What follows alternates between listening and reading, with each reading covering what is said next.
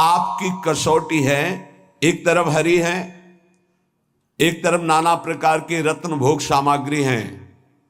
तुम्हारा मन उधर आकर्षित होगा, लेकिन तुम्हें उधर नहीं जाना, हरि की तरफ बढ़ाना है कदम। यहां तो बहुत छोटा स्तर गिरा हुआ है हमारी साधना का। अगर हमारे मनोनुकूल भोजन मिल गया तो प्रभु को भूल जाएंगे और उसका स्वाद लेने में हम समय अपना नष्ट कर देंगे। एक रसेंद्री का विषय, ऐसे हर इंद्री का विषय आप देख लीजिए। आपके मनोनुकूल कोई गाना, कोई नाटक, कोई सिनेमा, कोई आप देख लीजिए, प्रभु को भूल जाएंगे आप उस समय, और उस पे आपका मन तन्मय हो जाएगा।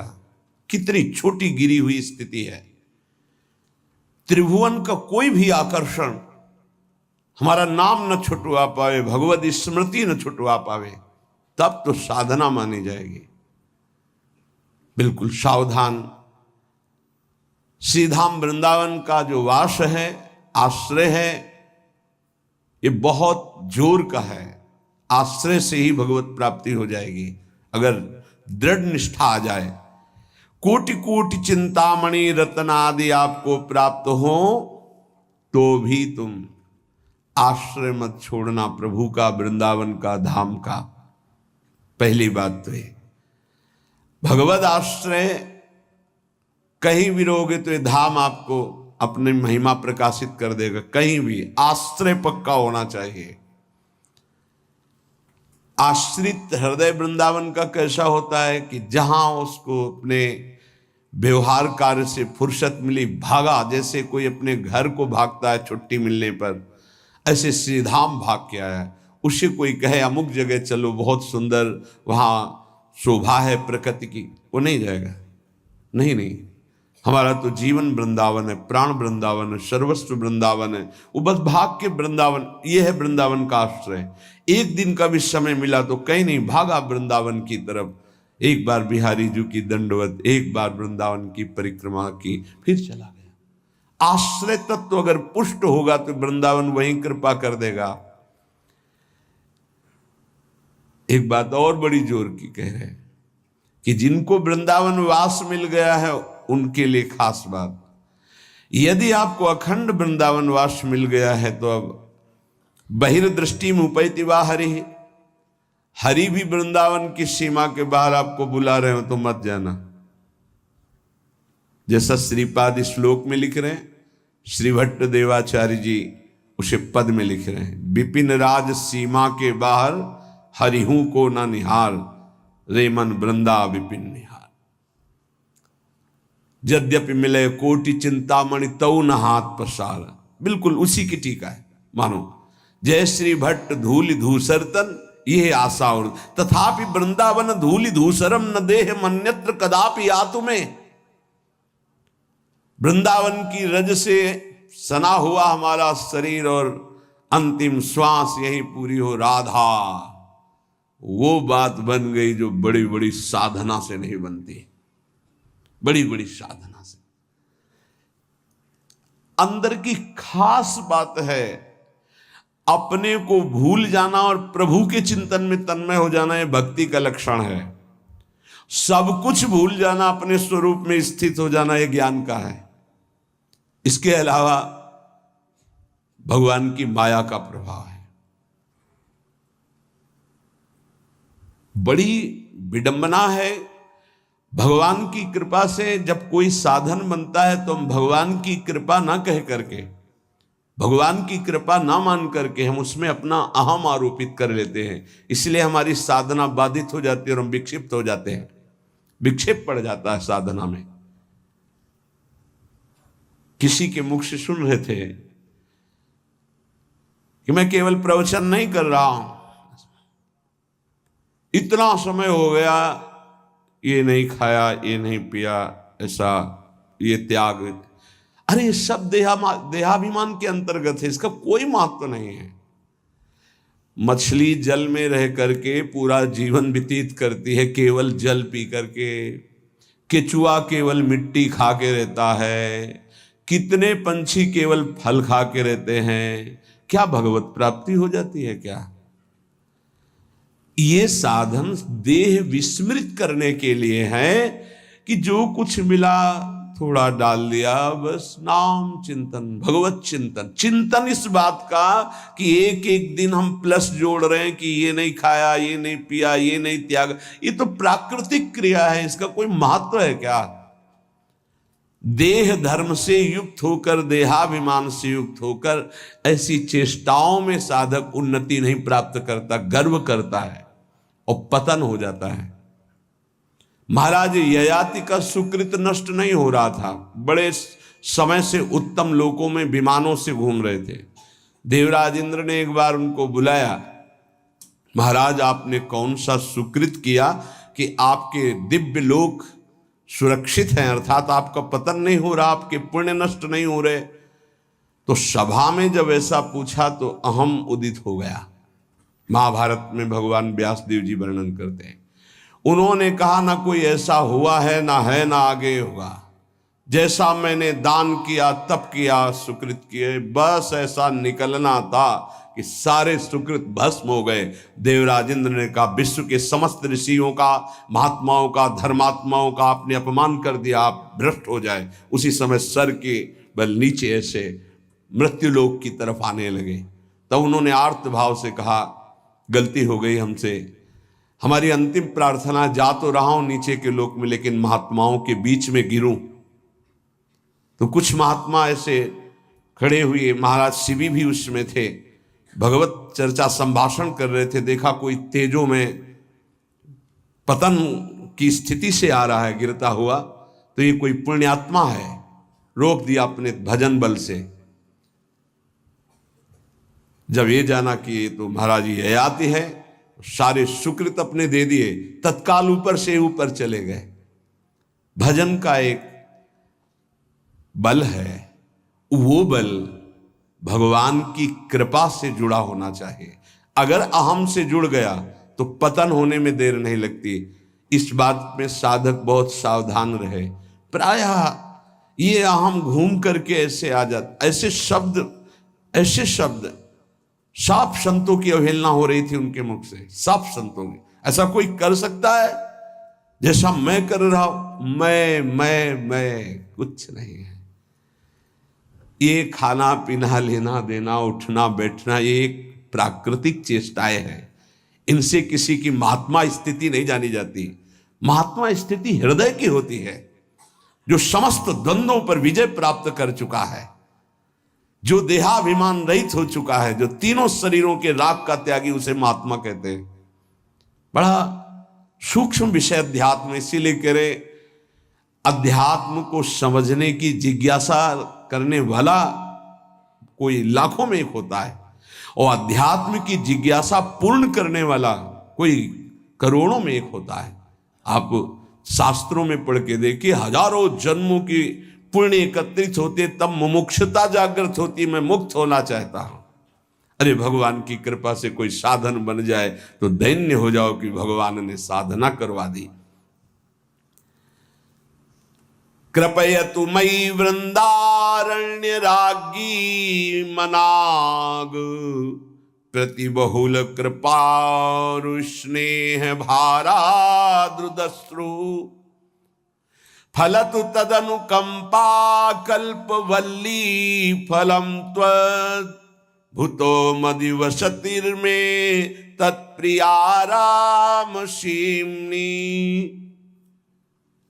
हे लाडली हम पर अतिशय कृपा कर दो, हे वृंदावनेश्वरी हम पर रीझ जाओ,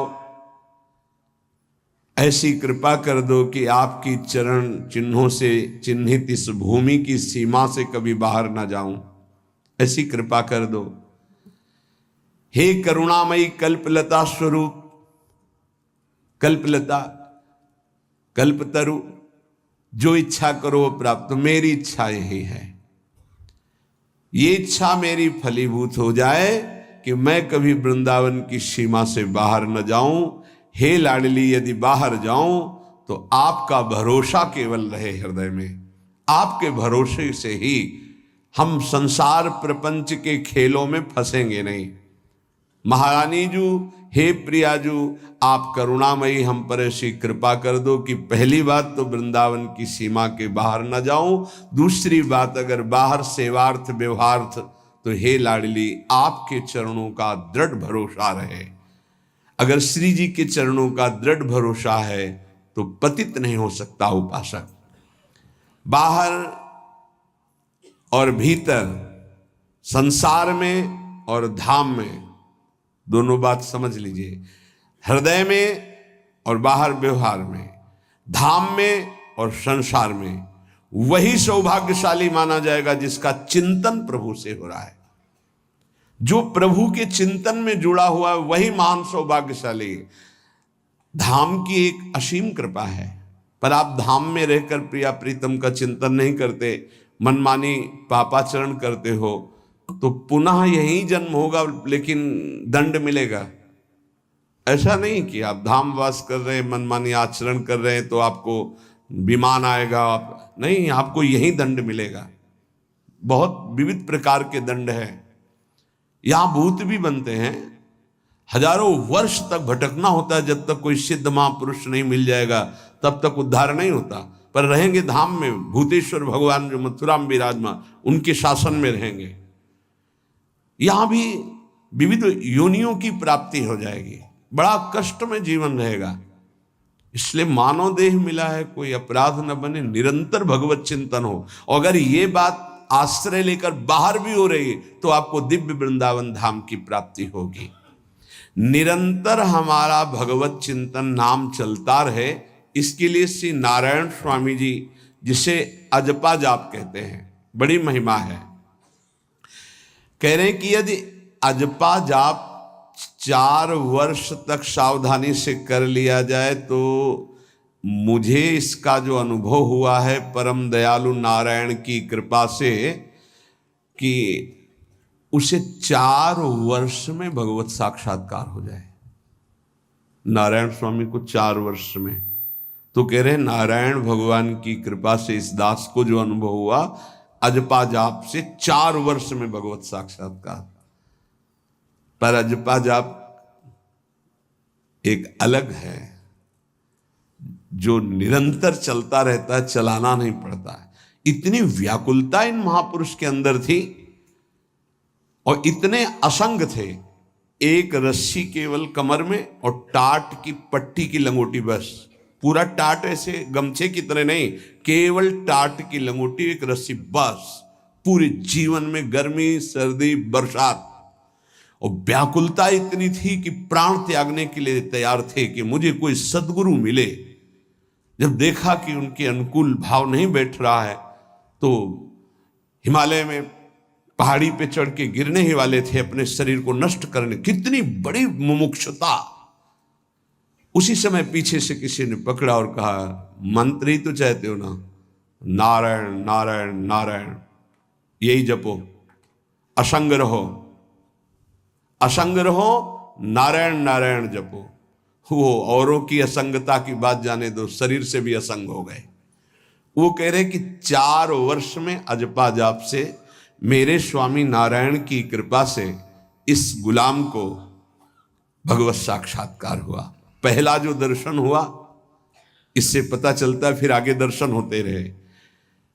पीछे छम छम की आवाज आई।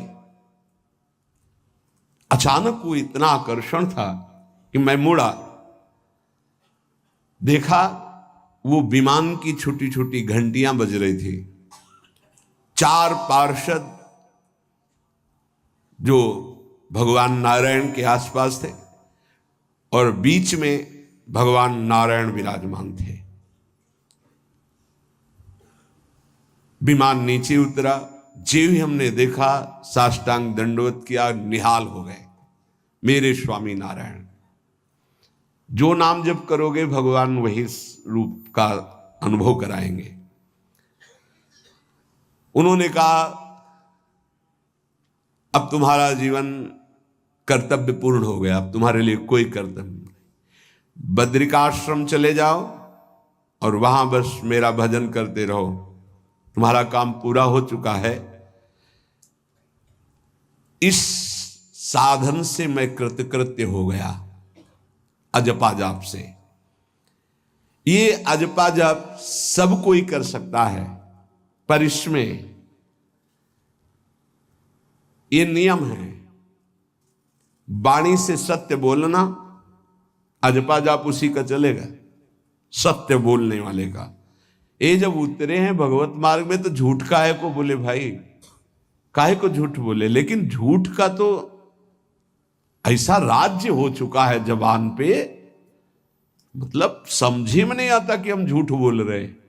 और झूठ में कलयुग का वास है, असत्य, इसमें कलयुग का वास है।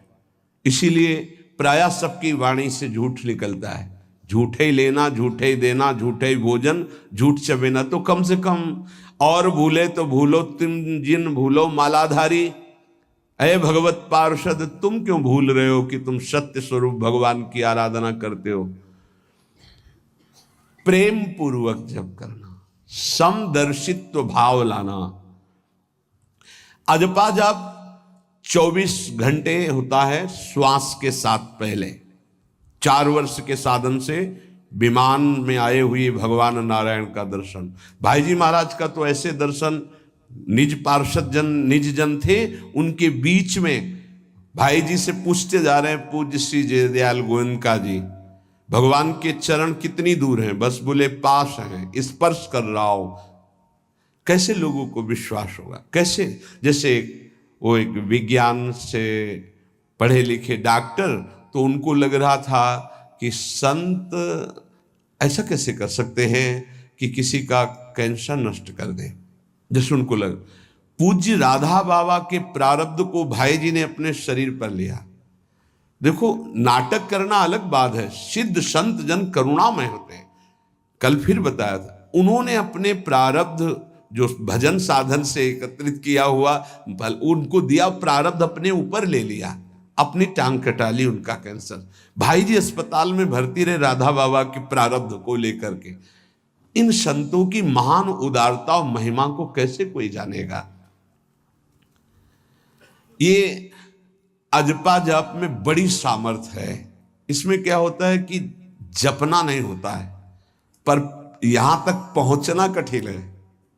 पीछे बताया गया था कि इतने समय तक अगर आप वैखरी से भजन करें, परसों ही शायद चर्चा हुई थी, फिर आपके कंठ से चलने लगेगा, फिर आपके हृदय से चलने लगेगा, फिर नाभि से चलने लगेगा। ये श्वास पर अभ्यास किया जाता है। ऐसा जैसे आवाज ना निकले पर आप गुनगुनाओ, नाक की वायु को अंदर से काटते हुए नाम के द्वारा, बस आवाज नहीं निकल रही, वो क्या चल रहा है श्वास में। हमने नारायण शब्द का अभ्यास किया। नारायण स्वामी जी कह रहे, जो हमें गुरुजी ने दिया, नारायण नारायण। 24 घंटे इसका अभ्यास करते करते रोम रोम आनंद से भर गया और नारायण शब्द स्वाभाविक चलने लगा। अजपा जाप बहुत जल्दी भगवत साक्षात्कार कराता है। करता नहीं रहता जाप का, और जाप होता है। भोरी सखी जी ने भी कहा, नाम श्वास दो बिलक चलत है, इनको भेद नमो को भावे, श्वास ही नाम नाम ही श्वासा, नाम श्वास को भेद मिटा। बहुत जो चाहोगे प्राप्त हो जाएगा। ये रुपया पैसा संसार की भोग सामग्री, ये तो तुम्हें कोई देगा भी तो तुम्हारी इच्छा नहीं होगी, आसक्ति नहीं होगी इनकी तरफ। ब्रह्मादि के भोग सब विषम लागत ताई, नारायण ब्रज चंद की लगन लगी है जाई। अजपा जाप को निरंतर चलाने के लिए एकांत में भगवान की कुछ स्तोत्र और प्रार्थना है, उनको गाइए और रोइए, प्रभु से प्रार्थना कीजिए। क्या? मुझे अजपा जाप दे दीजिए, निरंतर भजन दे दीजिए। वो दे देंगे। हमने संतों से सुना है कि भगवान भजन मांगने की बात को बड़ी जल्दी पूरी करते हैं, कि मुझे अखंड भजन दे दीजिए, हृदय से जब चाहोगे तब। वो अंतर्यामी है, वो आपके अंदर बैठे देख रहे हैं। भगवान मुझे भजन दे दिए, और आपके चल रहा विविध भोगों की, तो पहले उन भोगों को नष्ट करेंगे या पूर्ण कराएंगे, तब आखिरी बातें आएगी। जब विभीषण जी श्री भगवान के सन्मुख गए तो भगवान ने सबसे पहली बात पूर्ण की जो लंका में चलते समय भाव आया था कि भगवान के चरणों का आश्रय लेकर उनके बाहुबल से इस रावण का विनाश करके जिस सिंहासन पर बैठकर इसने लात मारी यहीं बैठूंगा आके। पहला काम किया, समुद्र का जल मंगाकर लंकाधिपति पद पर अभिषिक्त कर दिया। और लंकेश कह के उन्होंने कहा कि प्रभु उर्कछु प्रथम वासना रही, प्रभुपद प्रीति सरित सो बही। प्रभु आपके चरणों के दर्शन से कोई कामना नहीं। तो भगवान कहते नहीं, पहले कामना की थी उसकी पूर्ति ले। हम भगवान से भजन मांगेंगे, साथ में नाना प्रकार की वासनाएं हैं, तो इसीलिए जब बहुकाल करी सत्संगा, सत्संग सुनते सुनते ये दिमाग में बैठ जाता है कि भोग वासनाएं कामनाएं ये हमें फंसाने वाली हैं, हमें नहीं चाहिए। जब आपके अंदर से उदासीनता आएगी तब भजन की मांग पूरी हो जाएगी। कभी कभी भगवान का गुणानुवाद करके एकांत में रोया करे साधक। कभी रोना आता है अपने इंद्रिय और मन के विलास की पूर्ति ना होने पर। इतने मोटे मोटे आंसू गिरते, तब लगता है कितने कीमती आंसू कितने घटिया जगह में गिरा रहे हो। अरे इन्हीं से प्रभु को खरीद लेते हैं। अगर उनके लिए रो देते तो इतने करुणामय हैं वो कि आपको आभास होने लगता। भले हम अंतःकरण उस कोटि की व्याकुलता नहीं कि मेरे प्रभु हम पर कितनी कृपा कर रहे हो, अगर हृदय से उनको पुकारे तो निश्चित वो अनुभव में आ जाते हैं। छोटी छोटी बातों में लोग रो देते हैं, ऐसे रो देते हैं, मोटे मोटे आंसू चल रहे बात में ऐसे। और प्रभु की चर्चा हो जाए घंटों, कोई फर्क नहीं पड़ेगा। ये तो आश्चर्य लगता है। और भक्तों को चाहे जितना भीषण कष्ट हो, कभी आंसू नहीं निकल सकते। जब आंसू निकलेंगे तो भगवत भाव में निकलेंगे। कह रहे नारायण स्वामी कि अजपा जाप के लिए भगवान से प्रार्थना करो। कभी कभी एकांत में उनके स्तोत्र हैं, गुण हैं, उनको गा गा कर रो, उनसे प्रार्थना करो, हे दीन बंधु मुझे अपना अखंड भजन दे दो। जो चाहिए सब प्राप्त हो जाएगा। भजन से क्या नहीं प्राप्त हो सकता। एकांत में बैठकर रोने से, ऐसे प्रतिदिन जब आप नियम बना करके प्रभु से प्रार्थना करेंगे। मीराबाई जी ऐसा ही करती थी, रात्रि में गिरधर से बात करती थी, प्रार्थना करती थी। नारायण स्वामी जी कह रहे हैं उपासक ये बिल्कुल ध्यान रखे, यदि नाम सिद्ध करना है तो झूठ बोलना शपथ पूर्वक त्याग दे। झूठ नहीं बोलूंगा। सत्य बोलना इस अजपा जाप के लिए निहायत जरूरी है, निहायत जरूरी है। प्रार्थना है, काहे को मलिन करे जिह्वा। जब हम भगवत मार्ग में चल रहे तो ये याद भूल जाती है हमें कि हमें सत्य ही भाषण करना है, असत्य नहीं बोलना। ये हमें भूल जाते हैं। क्यों भूल जाते हैं? क्योंकि माया का ऐसा प्रभाव। अगर हम भजन के प्रेमी हैं, भजन बढ़ाना चाहते हैं, तो हम झूठ क्यों बोले? सारे जगत में जो भी तुम्हारे सामने आवे, दृष्टि से उसको जरूर देखकर एक बार प्रणाम करो। मेरे प्रभु इस जीव जंतु के रूप में, जड़ के रूप में, चैतन्य के रूप में। इससे तुम्हारे हृदय में पवित्रता बढ़ेगी, अजपा जाप चलने में सहायक होगा। सत्य बोलना, भगवान से एकांत में रोकर प्रार्थना करना, सबके प्रति भगवत भाव रखकर प्रणाम करना, जिससे तुम्हारा कहीं दोष दर्शन नहीं होगा। किसी के मन को दुखाने वाली कभी बात न कहे, किसी को दुर्वचन न कहे, किसी का वैर भाव अपने हृदय में स्वीकार न करे।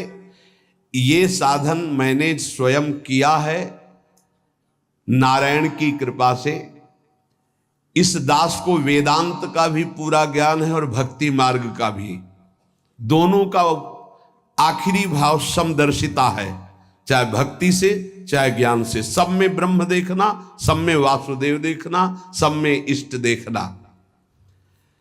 भक्ति विषय में भजन और ज्ञान विषय में नारायण, ये दोनों बात भक्त में होनी चाहिए। भक्ति का प्रथम और अंतिम विश्राम भजन, हर समय भजन चलना। और आंतरिक ज्ञान का विषय सब में हमारे इष्ट देव। ये दो बातें जरूर होनी चाहिए परिपक्व भजनानंदी होने के लिए।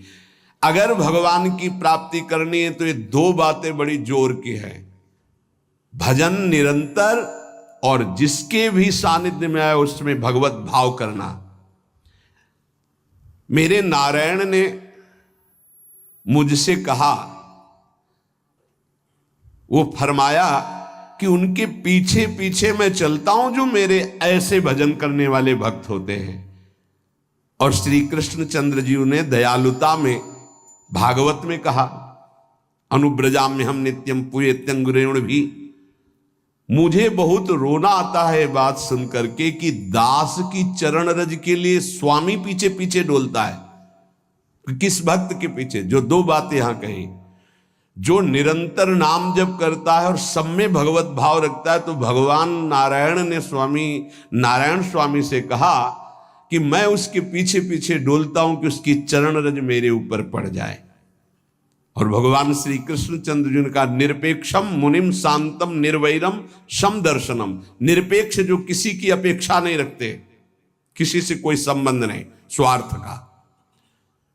मुनिम जो निरंतर मंत्र का नाम का मनन करते रहते हैं। शांतम हर द्वंद्व की प्रहार स्थिति में वो शांत रहते, विचलित नहीं होते। निर्वैरम कोई उनसे वैर करे तो भी वो उससे वैर नहीं करते। और समदर्शी सब में अपने इष्ट को देखते।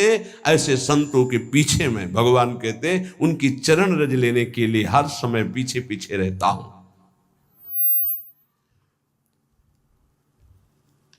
अहिंसा परमो धर्मा शास्त्रों में वर्णन किया गया है। इसलिए किसी भी जीव को कष्ट नहीं पहुंचाना है। गर्दन झुका करके रास्ते में चलना सीखो कि नीचे कोई जीव तो नहीं दब रहा हमारे पैर से। शरीर को सावधानी पूर्वक, किसी को दुख न पहुंच जाए मेरे शरीर से। वाणी को संभाल कर, किसी के हृदय में बाघ बाण ना लग जाए, वाणी का बाण ना लग जाए। बाहर का प्रहार तो सहा जाता है, लेकिन जब हृदय में शब्द चुभता है वचनों का, ये बाण खरकता रहता है। किसी भी जीव को कभी मारना नहीं, वो तुम्हें नुकसान नहीं पहुंचाएगा। गीता वाटिका में सांप निकला, फण वाला कोबरा।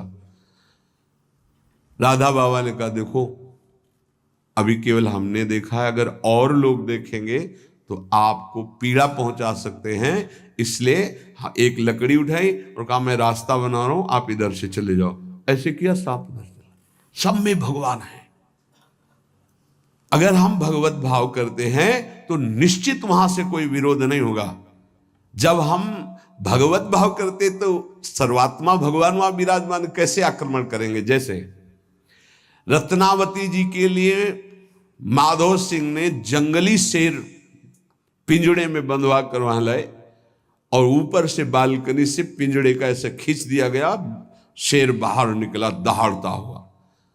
और वो पूजा में थी ठाकुर जी के।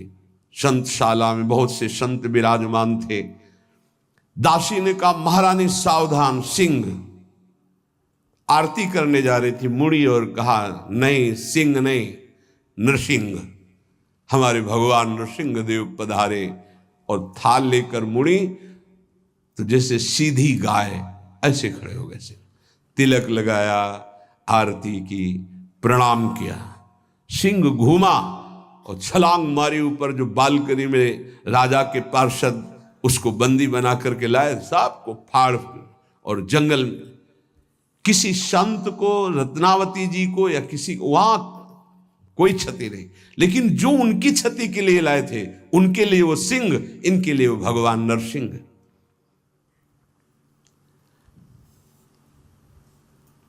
यथा योग्य दूसरे की सहायता करना, ये अपने भजन को बढ़ाने के लिए अत्यंत आवश्यक है। नारायण स्वामी जी कहते हैं, साधु क्या सहायता करेगा? मान लो जो अकिंचन है वो क्या सहायता करेगा? तो विद्या दान सबसे बड़ा दान है। तुमने जो शास्त्रों में स्वाध्याय किया है, जो अनुभव किया है, वो दूसरों को दो। जो अधिकारी है, जो दैन्य है, जो सुनना चाहता है, उसे जरूर सुनाना चाहिए। जो विद्या का दान करता है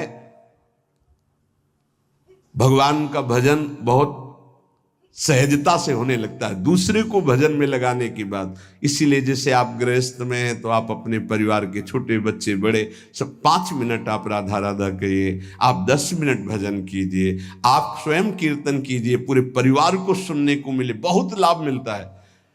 सब अगर नगर कीर्तन करें तो लाखों लोगों के पाप नष्ट हो जाए, आपको बहुत जल्दी भगवत प्राप्ति हो जाए। ये साधन होते थे। अब क्या हो गया कि इतनी भजन के प्रति लघु बुद्धि हो गई कि शर्म लगेगी कि हम पूरे गांव में कैसे कीर्तन करें। जो शर्म लगने वाली बातें उनमें शर्म नहीं, नाम जप में शर्म लगेगी कि हम 10 लोग मिलकर नगर कीर्तन करें। पहले ऐसा था, प्रातः 4 बजे गांव के 10-20 लोग बड़े बूढ़े मंजीरा लेकर ढोलक लेकर के आसपास गांव में फेरी देते थे, जिसे प्रभात फेरी कहते थे, और वो नाम कीर्तन करते हुए कितनी सुंदर प्रथाएं थी। शाम के समय रामायण या भागवत की कथाएं कोई जो पढ़ा लिखा है वो सुना रहा है, 10-20-50 ऐसे आसपास के घरों के लोग बैठकर भगवान की चर्चा सुन रहे हैं। ये जरूर करना चाहिए, जो भजन के लिए बहुत उत्साह बढ़ता है। ध्यान करते समय, भजन करते समय मन तुम्हें घुमा घुमा कर माया में फंसाएगा। नारायण स्वामी का अनुभव, तुम्हें उसको घुमा घुमा के भजन में लाना है, ये युद्ध करना है। हे मन ने जो मांगा वही हम देने के लिए तैयार हो जाते हैं। ध्रुवदास जी कहते हैं, मन अब तक तूने जो कहा मैंने किया, मैं जो कहता हूं तुम्हें करना पड़ेगा। थोड़ा तो हिम्मत लाओ मन से लड़ने के लिए, और किसी से लड़ने की जरूरत नहीं। मन को जीत गए तो सच्चे गुरु बन जाओगे। मन को जिसने चेला बना लिया वही सच्चा गुरु नहीं। मन के सब चेला हैं, कोई बिरला ऐसा है जो मन को अपने शिष्य बना ले।